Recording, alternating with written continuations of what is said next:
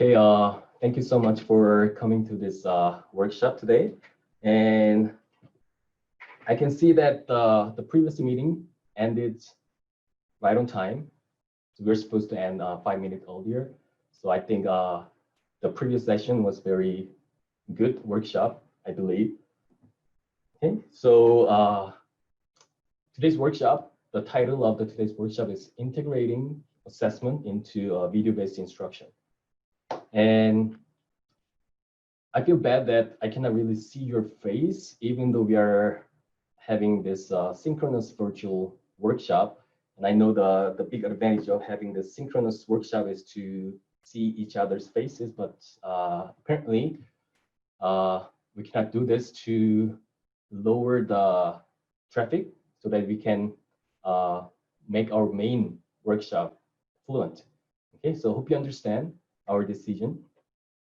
And before we start, as a father of first grader and preschooler, I would like to thank all of you teachers and admins for your efforts to make this virtual teaching, virtual school happen.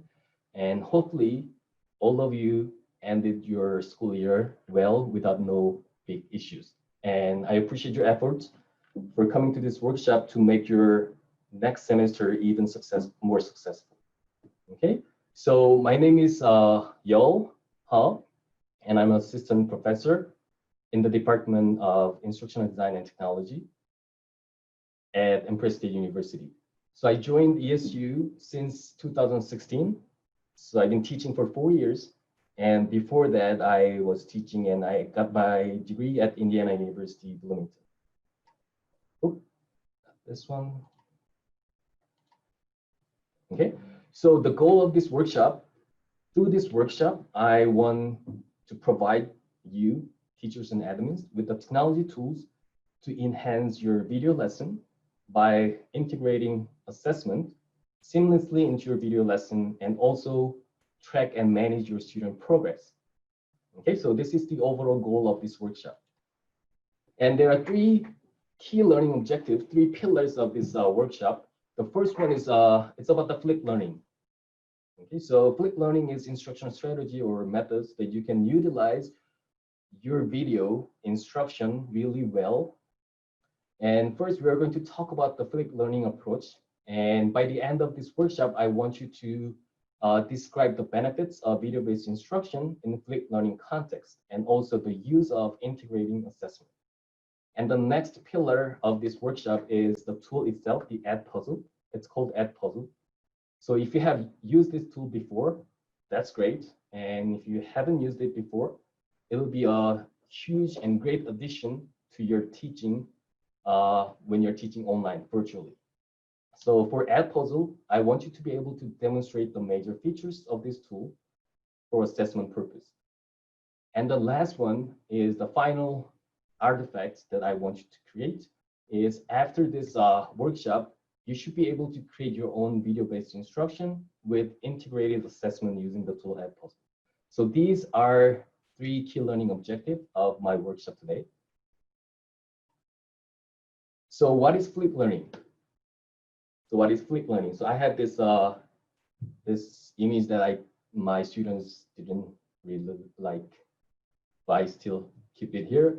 So flipped learning, I'm sure most of you have heard about the flipped learning, and probably some of you have tried it and have been using it in your own classroom.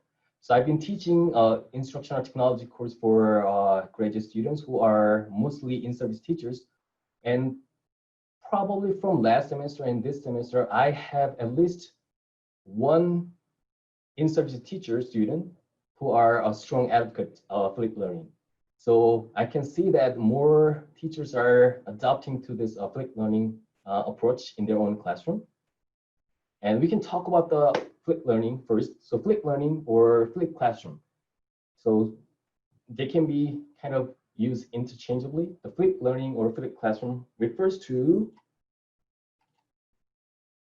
a pedagogical approach where direct instruction moves from the group learning space to the individual learning space, and the resulting group space is transformed into a dynamic, interactive learning environment where the educator guides students as they apply concepts and engage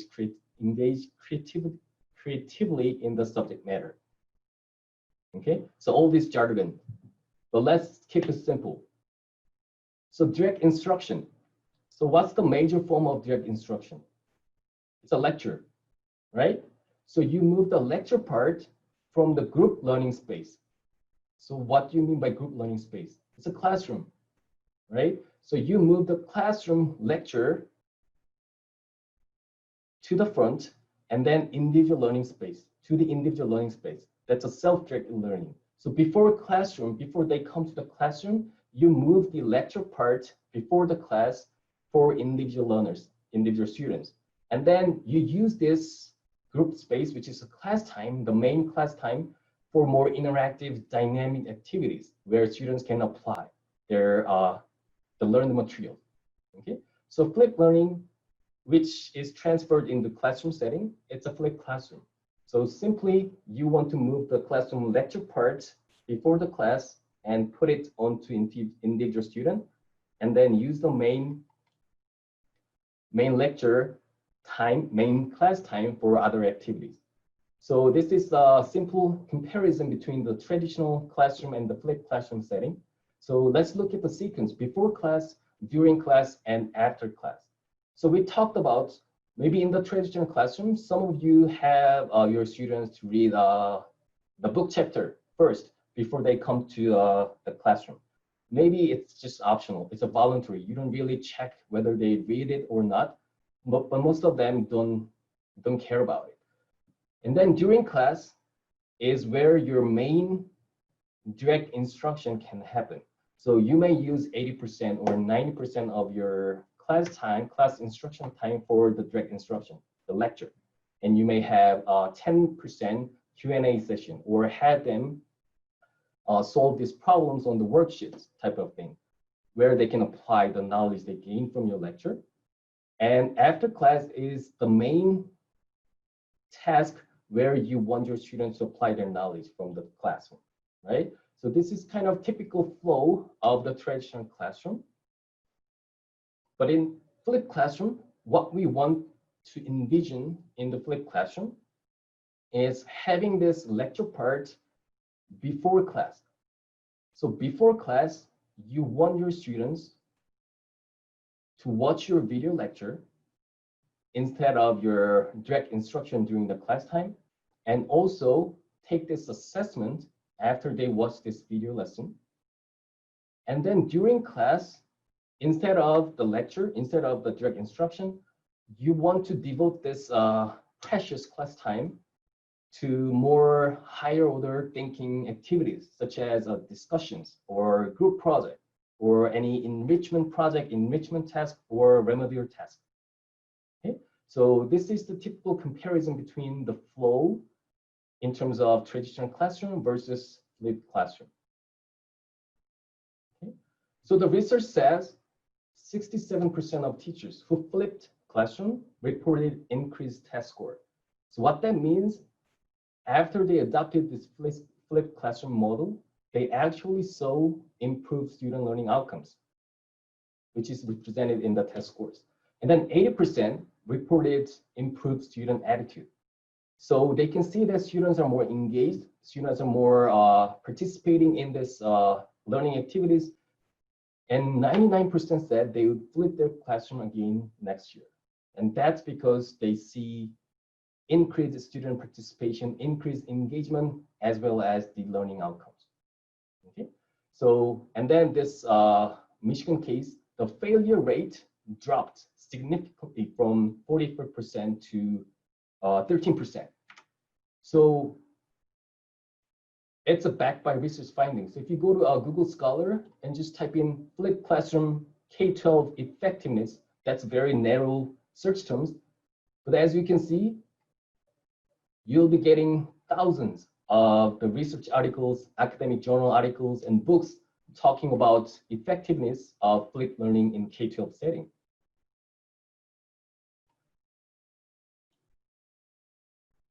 So why? So why it's so effective?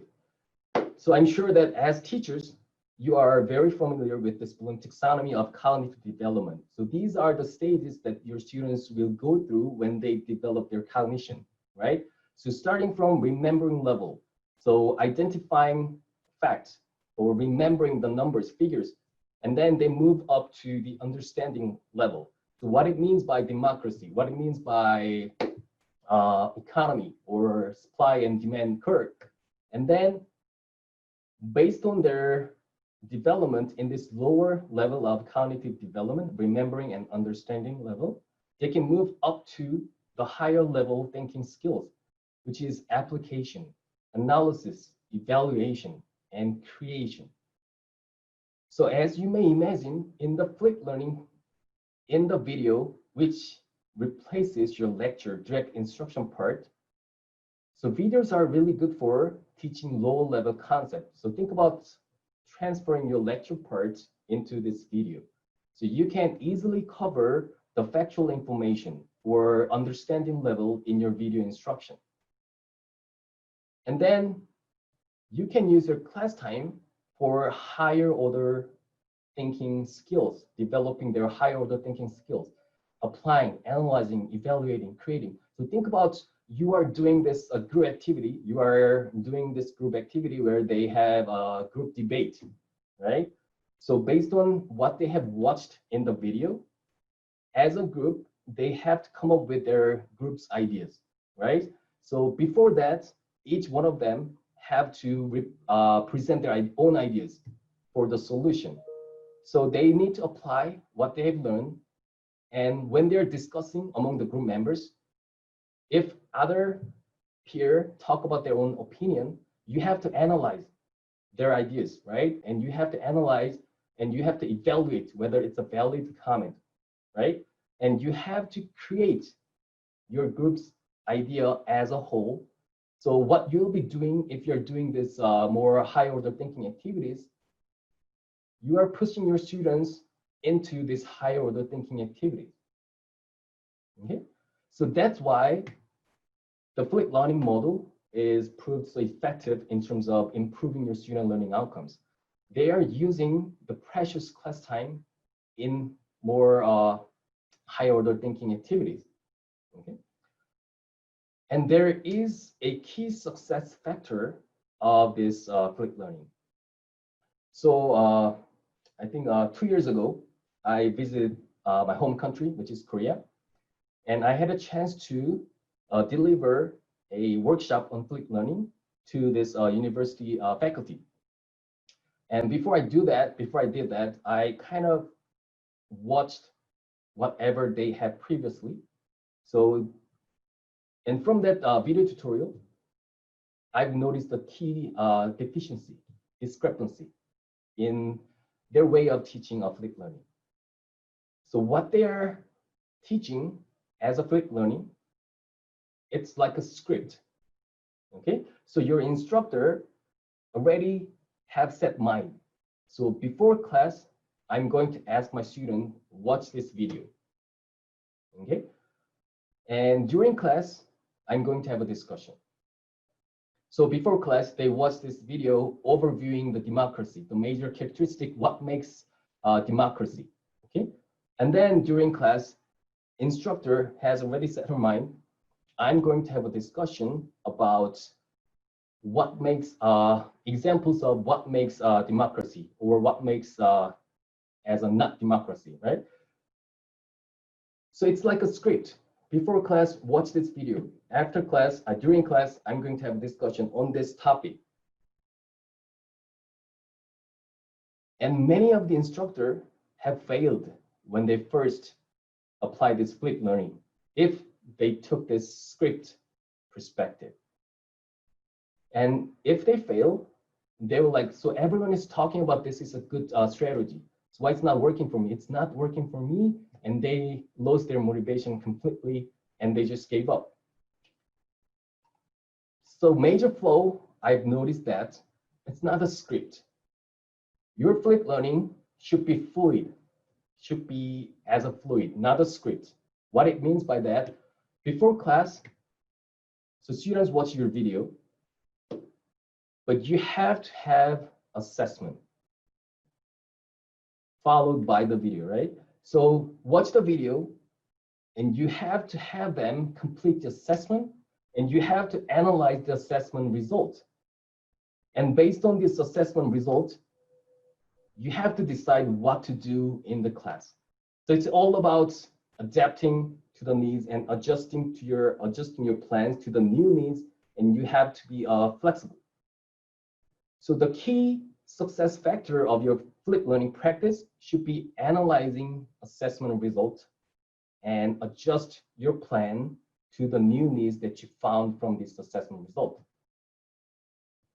So even though you have them watch this video about controversial phenomenon in the society that's going on right now, and you kind of assume, well, they have a pretty good split between pro and cons, so I'm going to do this group discussion. But after the assessment, you analyze assessment results, you found that 90% of them are on the pro side, and 10% of them are on the against side, and 10% of them have very weak rationale to support their claim. So if you find that, you have to adjust your plan, and you have to spend more time in the classroom and provide additional perspective for this against party of the group. And then you have to give them chance to rethink about this phenomenon, and then try to provide them with enough resources to make your discussion happen, right? If you don't do that, it will be a huge failure and huge disaster of doing this group discussion.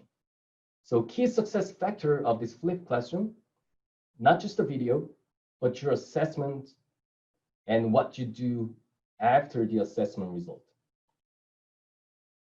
Okay, so our main topic is using video instruction and combining the video instruction with assessment.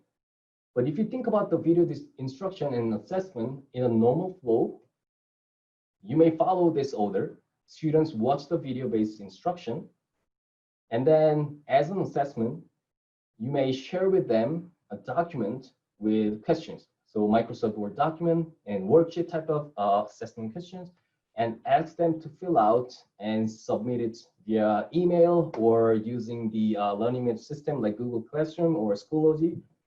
Or you may use another form, which is an online assessment tool, such as Google Form or Quizlet, Kahoot. You share a link to this online assessment tool with your students and have them complete. So this is a normal flow that you may take if you're using video instruction and if you want to assess their learning.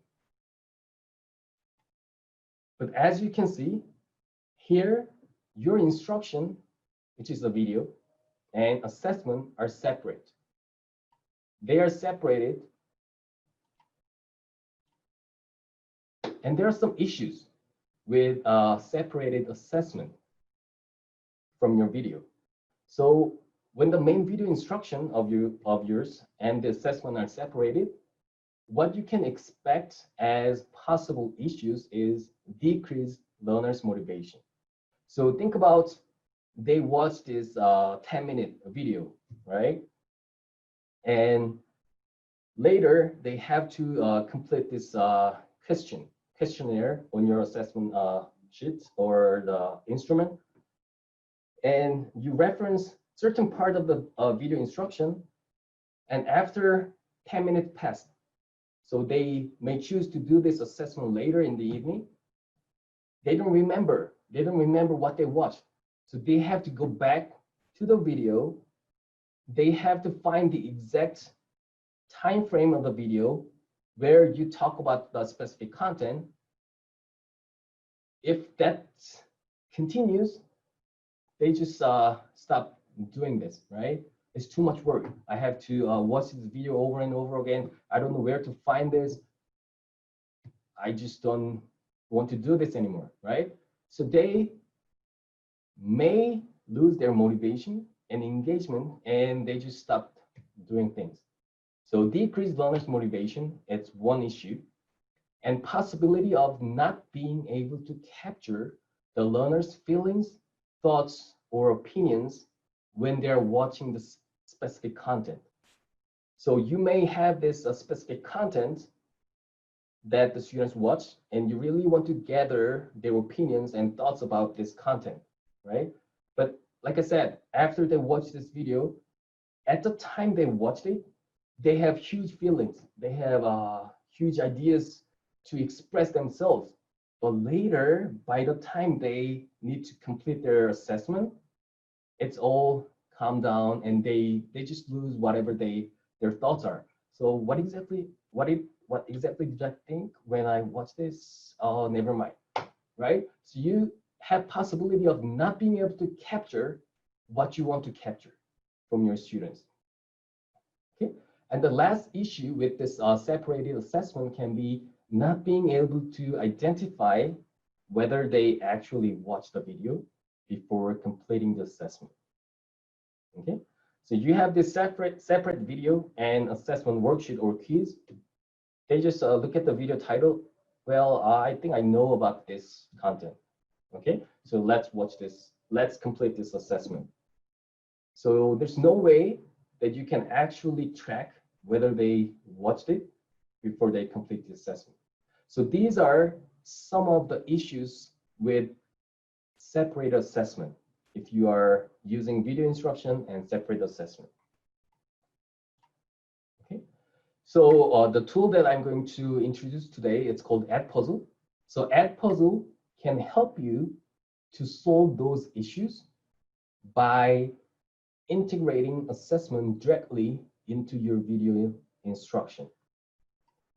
Okay, so advantage of integrated assessment, so it's an opposite of those issues. So students can stay engaged and can stay motivated, and you can accurately capture student ideas, thoughts, feelings, opinions on a specific content at the right timing. And the third one, with this tool, you can monitor and track your student learning activities and progress. And with the functions, you can also provide just-in-time feedback, and also you can support differentiated instruction. So these are the advantages that you can get by using this tool Edpuzzle when you are doing this video-based instruction. Okay, so from this second part, what I'm going to do, I'm going to first give you this overview information, and then I can share my screen and demonstrate these steps so that later you will have access to the video recording of this workshop.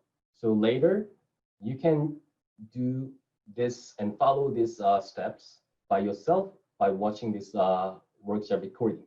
Okay, so first step, so creating your first content in Edpuzzle. Okay, so since I'm using Google Slide, you should be able to see this slide. So let's talk about the first, signing up. It supports the Gmail integration, which means you can sign up using your Gmail credentials. So you can use your individual Gmail, or if your school has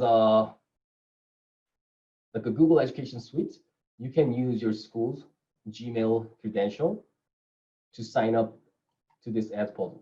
So you can sign up as a teacher, and you can use your Google credential.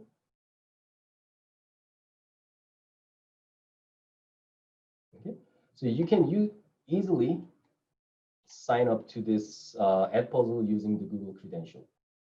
So there's one thing that you may think about is that there's a pro school and pro teacher account and free individual account. And the functionality you get is exactly the same, whether you have a pro account and your school is a pro school or you have a free individual account. But the major difference is whatever you created as your own content in Edpuzzle, you can have maximum 20 video instructions under your free individual account. But what you can do, if you refer your colleagues and other teachers, at one new referral, you get 3 more storage space. So if you refer one person, if they sign up, you have 23.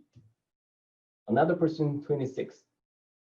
But if you have a pro account, you don't have the limit. You have unlimited number of contents under your account. Okay, but the free individual account, that should be enough. If you have a previous years and maybe 5 years old content, you can delete it to free up your 20 plus spaces under your free account. But the important thing is you can use every functionality exactly the same across these accounts. Okay, so let me explain how you can create a content, which means your video instruction. So there's 3 different ways. You can use pre-existing video from various video repository channels, like a YouTube or a TED Talk, Discovery Channel, Khan Academy. So you can use pre-existing video from this channel, and also using the content developed by someone else. So they already use this pre-existing video from YouTube or other channels, and they put their own 2 cents and edits. And you also have access to their creation. So not just the pre-existing video, you can either adapt someone else's creation and use it as it is, or you have ability to modify. You can delete whatever assessment that you don't like, and you can add your own too. And the last step, you can create your own video and upload the video file to Edpuzzle to start your content. So 3 different ways. So here's the Edpuzzle. So Empire State University, so we happen to have the Pro School. So we have unlimited storage for the My Content. So if you click Add Content, so here's the step. If you choose to create a video, it gives you can search from Edpuzzle or the YouTube or these other channels. So if you want to use whatever others have developed or whatever original video from this YouTube or other channels, you can use it from here. And student project, and that's the one we will cover in the later workshop, which is a 3-hour full workshop. And new folder, it's just a folder to organize your content here. Okay, and if you have your own video file, you can use upload the video. So from here, you will see the popular channels. Edpuzzle is someone else's creation of their video-based instruction. And these number here contains 27 questions, 12 questions, 5 questions. So as you can see, this Edpuzzle video used original video and add their own version of the questions. You can still use it, modify it, or just use it as is. And from here, you can search through YouTube. So if you search sight word, so I know we have some teachers from lower grade level, kindergarten, first grade, preschool. So you can search the YouTube and find the videos from here. Or if you already know what to use, you can copy this URL from the YouTube, come back to Edpuzzle, and you can type in, then you automatically comes in this editing mode. Okay. So let's say I want to use this video and create my content. Okay. So I want to use this video to create my content. So in the Edpuzzle, there are 3 different types of assessment questions. So first, you can use is open-ended questions. So in the video, you can integrate open-ended questions for assessment purpose. So what they support for this open-ended question, They support basic formatting, so make the font bold and italic, and you can insert image into your question, and you can type in a math. You can use the math type, so any functions and equations, symbols, you can type in your questions, and you can provide instant feedback to whatever their answers to the open-ended question of yours. So if you can think about where you can use these open-ended questions, before and at the beginning of this video, you can insert this question as a way of pre-assessment. So you can ask things about their prior knowledge about the topic and their prior experience about the topic, or if you are talking about a phenomenon or anything related to their own opinion or preconception, you can ask their preconceptions or opinions about the topic that you are going to cover in the video lesson. And during the instruction, you can insert your open-ended question, soliciting their opinions, feelings, or perspectives on specific content. So how it works, wherever you inserted these questions, the video will stop and the question will pop up so that they have to answer the question to move forward. And if you want to insert open-ended questions after the video at the end, questions like asking for their feedback about this video with instruction or any afterthoughts they have after watching this video instruction. So these are some of the cases or examples that you can use open-ended questions in your video-based instruction. So I'm going to demonstrate. So you choose this video that you want to create and click this edit. Okay. So from here, you can preview the video. You can play the video as you want. And then if you are in this edit mode, so the first two functions, because of the time, I'm going to move this part to my another 3-hour workshop later. And since the questions will be the major part of the assessment, we are going to cover these 3 different types of questions that you can utilize into this your video-based instruction. So the first option, we talked about this open-ended question. So whenever you play the video,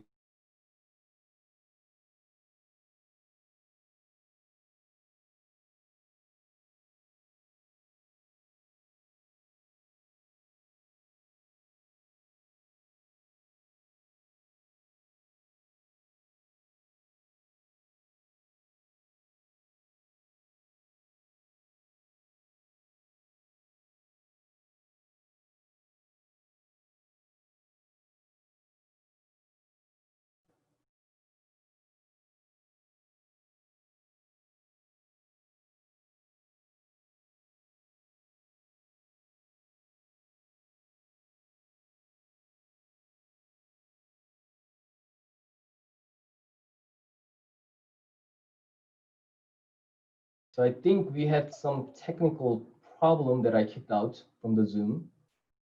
So let me show you this add puzzle tool again. So right now, okay, so let me reload. I think we had some connectivity issues. So from here, go to question. And whenever you want to, wherever you want to add questions, pause it and click open-ended questions. Then you have this question box here. So you can type in what experience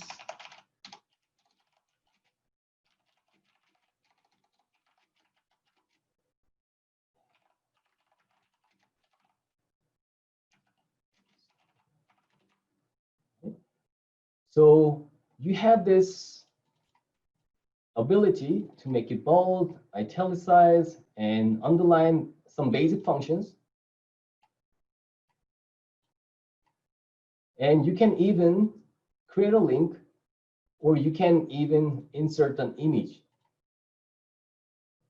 Okay.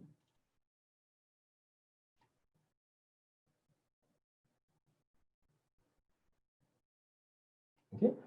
So that they can see this image and then answer your questions. So what experience have you had regarding this image below? So these kind of previews the open-ended questions.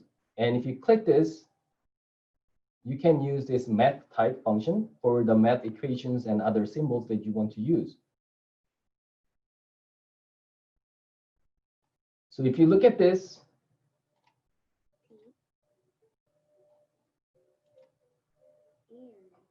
if you save it, these little droplets, that's where you put the questions. Okay, so if I preview it, while they're watching the video, if they reach this point, the video stops and it gives you your open-ended questions.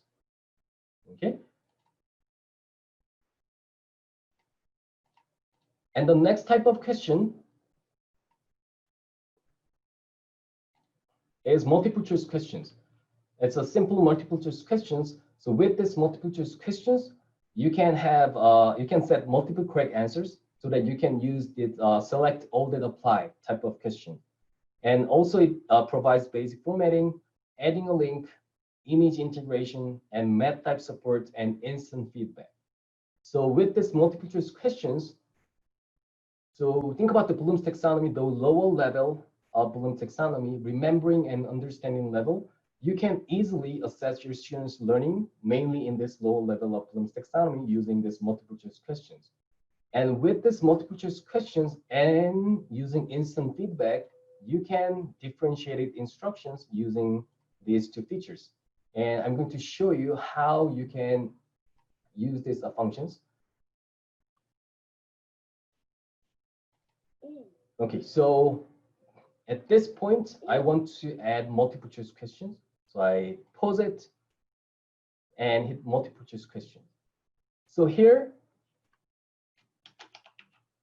you can type, what do you think correct answers to the questions, blah, blah, blah.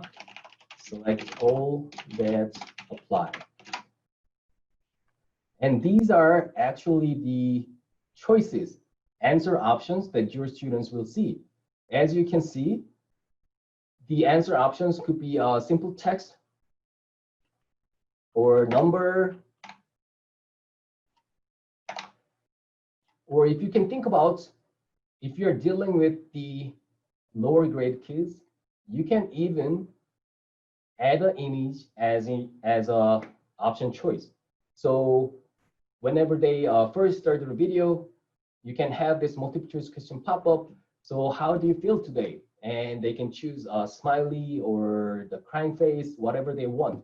So you can kind of customize the answer options and question types depending on the age level of your students. And the important thing is you can add as many answer options you want. And by clicking this green check marks or this red X mark, you can assign which option is the correct option. So these two options will be the correct answers, and these will be the wrong answers. And the most important thing about this question types, you can provide instant, just-in-time feedback. So if you click this feedback button, you have this yellow window, which means if they chose this right answer, then this feedback will be shown to them. So you can simply provide some encouragement. Good job, right? Or what you can do, you can utilize this as an enrichment activity. So if you think the students who answer these questions correct, they already mastered the content. They have room to do more. Then you can utilize the link. So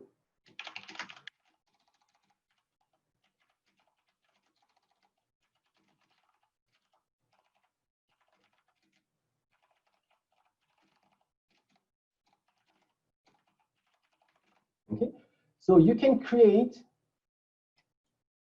a hyperlink to the online material. So you can provide a Google Doc, you can provide any materials where what you have in your Google Drive, whatever you get the URL of, you can provide this extra material for your students' remedial purpose or enrichment purpose.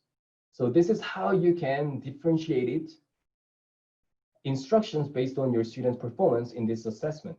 So if they type any incorrect answers, you may direct them to, you may go back to 1:12 time frame and watch it until 2 minutes again. Or also, if they have things right, you may check this video out. Then you can create another material for them who didn't get the questions right, which means they need more information about the specific content. So this is how you can use this feedback for giving them instant feedback on their choices, and also combining this feedback with this link function, you can differentiate it instructions to the ones who answered it correctly and not correctly. Okay, so you can save it. And the last part of the assessment question is the note. So it's not actually a question. It's you can provide text-based notes, or you can also provide voice recording support. And they also support these basic functions. So this is not a question. So once the video is playing, wherever you inserted your note, the video stops and it displays your textual note, or it auto plays your audio note. So at the beginning, you may want to greet the learners, or you may want to explain. Okay, so I'm going to answer this question. Can students go back and change their answers? Yes, and one of the things that you need to remember, so we think about they don't want to keep watching this video and over again. And if student, they stopped in between, in the middle of the video, and they just left for doing something else, and they don't want to watch the video from the beginning, right? But in this case, if you have a classroom setup, and if your students are watching your video in the classroom, this Edpuzzle remembers the location that students left. So if they left at 30 seconds time frame, whenever they come back and play the game, it starts from like 26 seconds so that they can resume, but they can always go back if they want. Okay, so this note at the beginning, you can use it for greeting the learners, and you can explain what's the goal or purpose of the video instruction before they actually start watching it, and also provide the overview and anything you expect from them. And during the instruction, this is very effective, helpful. You can supplement the original video, which means for me, I also use a lot of video from YouTube or other video repository sites, but I've never found a video that I liked 100%. Okay, so they have covered like 85% that I like to deliver to my students, but I just missed this 15%. I just missed this one thing. So in that case, at the specific point, you can insert your notes and you can supplement the original video by adding your own comments. So this video talked about blah, blah, blah. And there's one more thing I want to add to this, things like that. So during the instruction, you can add the notes to supplement the original video. And after they watch the video, at the end, you may have this note as a summary. So throughout this video, like, thanks for watching this video. Throughout this video, you are supposed to learn about this. You are supposed to think about what blah, blah, blah. And then you can also introduce your plans for the next test, so what they will be doing next. Okay, so these are some examples that you may use these note functions in the Edpuzzle. So for example, so this is the place that I want to add. So I want to pause and click note.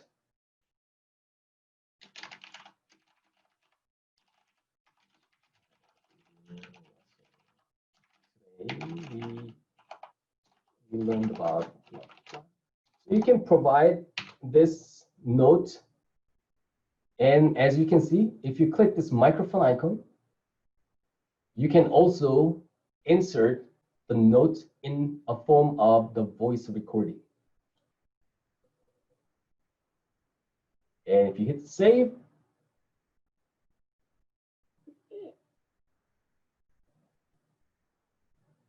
this is the preview.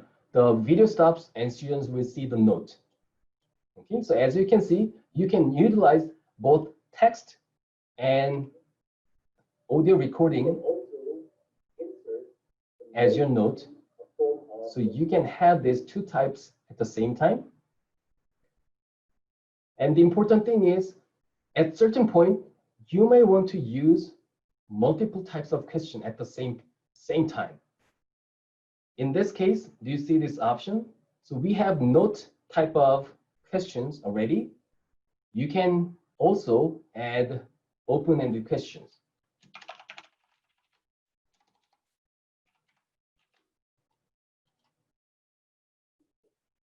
And you can add multiple choice questions too. Okay, I'm just typing random things, right? So as you can see, after they first complete this, they can move on to the next, which is open-ended question at the same location. And then the next question, multiple choice questions, and continue. Okay. And the good thing about this Edpuzzle, whatever you're doing, it auto saves. So you don't have to worry about losing your content. And once you're done, see this saved automatically. It auto saves your editing. And you can click finish. Okay. And then the next step, you want to assign this to your students. Okay.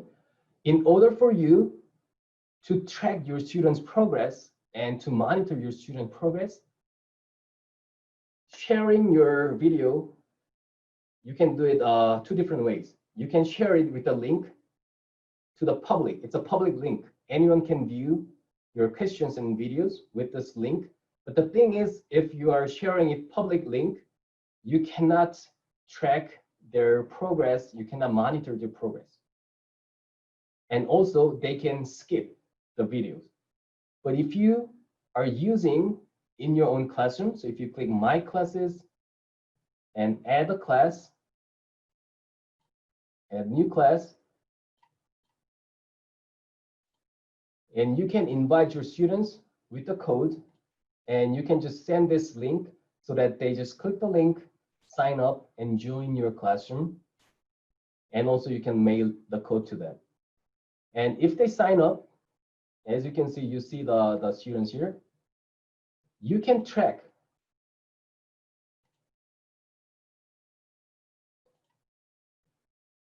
So this is the kind of snapshot of my classes, and students join my classes, and you see the assignment that I provide to them, and you can see how many answers I have received so far, and how many students are turned in, and the due date.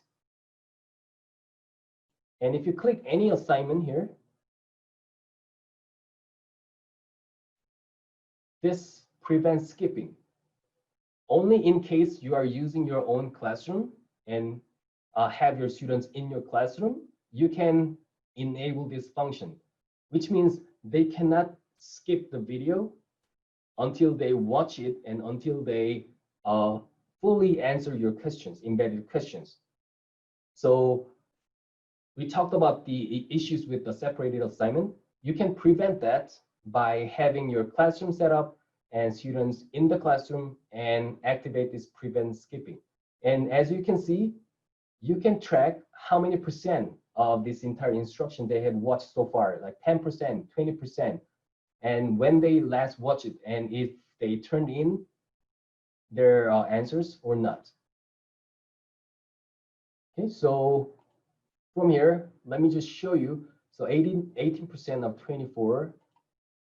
If I click it, you can see 100% complete, 100% turned in on time, not turned in, or if there's a late, you can also check the late submission. So 50% not turned in, late. And if you click individual students, it gives you the entire time spent for the students to complete this assignment. And also, it can give you their answers. And you can grade from here by simply click X. That means you give 0. Simply click check mark. That means if you want to give 100%, or you can just type in the grade and you can give comment too. And go to next student. So you can actually see what their answers are by student. And also you can download the grade, which will have their grades and also their their answers and time spent and everything related to your students. So only in case you create your own class and invite your students in the class and assign. So my content, this video, I want to assign to my class. Okay, you can assign to all of them. You can assign manually if you want to differentiate your instruction based on their levels of accomplishment. You can do that by assign manually. You can choose a manual student who wants to complete this specific video lesson. And if you assign it, then you can monitor and track their progress. And Kim asked the question. They have functions that you can integrate this Edpuzzle into a different learning management system. So the Canvas, Google Classroom, Schoology, and I think the Blackboard. And I have to delve into the grade system like Skyward if it's possible. But they do have this integration function, which hopefully I can be able to cover in the next workshop setting. So you can do this, and like I said, the public link, you can just share the public link, but in this case, you cannot track who watched or who answered what. So it's just a like public link. You don't really care about tracking and monitoring your students' progress. Okay, so it's almost time, and I just covered the top major functions of this Edpuzzle that you can use for your video-based instruction and integrate assessment questions so that you can better adapt and manage your next instructional activities based on the assessment result, based on your students' needs, where they need more instruction, and how you want to differentiate your instruction based on this assessment result. Okay, so as I mentioned, there's another workshop coming up, which is a full 3-hour workshop. But if you're interested, the major topic will be screencasting. So we talked about using pre-existing materials from the Edpuzzle and also this video repository site. But in this another workshop, we'll focus on creating your own version of the video instruction. So screencasting is a great way to create your video instruction, because a major way of delivering your instruction will be using the slides like the Google Slide or PowerPoint, and the screencast will be a great option to show your PowerPoint with your narration and create a video file. So we are going to talk about how to create your own video-based instruction by screencasting. And also we talked about multimedia design principles that you have to remember when creating multimedia resources such as a video, and how to use major free tools for screencasting. And the later part of this workshop will be more in-depth use of the Edpuzzle. So we skipped the first two functions in the Edpuzzle, which is an editing, cut. So like I said, you don't really see a perfect video for your own use. Then you may want to use the part of video and you want to throw away the other part. So how to use this cut function so that you can simply edit the video and keep the part that you really want to use for your own video instruction. So using the cut function is another topic, and the voiceover, which is another function, which is you found this a perfect video, you love the visual. This is the perfect visual that you want your student to watch, but it's in French, or it has so much background noises. It's hardly you can tell, or the visual is perfect, but you really want, you don't like the narration, you don't like the explanation in the video, then you can completely not erase, but you can completely overlap with your own narration voice and just keep the visual. So that's the voiceover function. Okay. And another thing we can be focusing on is creating a student project. That's an interesting project. You can create a student project where the students are creating their own Edpuzzle video as an assignment. So they can fully use this commenting function. They can fully use the note function, question function. So if you're teaching higher grade level, you may want to utilize the student project function so that your students create their own video lesson or video kind of representation utilizing this multiple choice questions and note functions.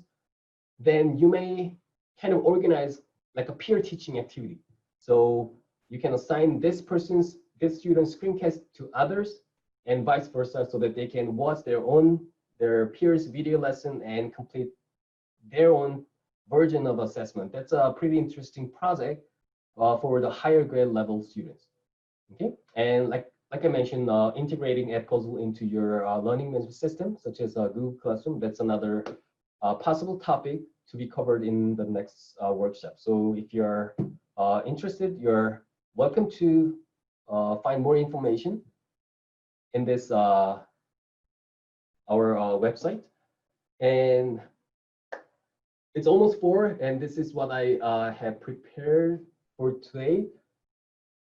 Hope you enjoy this workshop and hope this is helpful, and hope you feel the needs to trying this tool out if you were to teach virtually again in the fall semester. But like I said, the flipped classroom, it's not for online learning at all. It's for every context of learning. So try this flipped classroom, try using this Edpuzzle to better serve your students' needs. Okay, so thank you so much for your time, and I hope we can maintain this great relationship and professional development relationship in the future too. So hopefully we can find another time to do things like this more. Okay, so thank you so much, and whenever it's once it's ready, we are going to send out an email with a link to the video recording so that you can follow the demonstration by yourself. Okay, so thank you so much, and I'm going to end this presentation, and hope you have a wonderful rest of the day. Okay, thank you.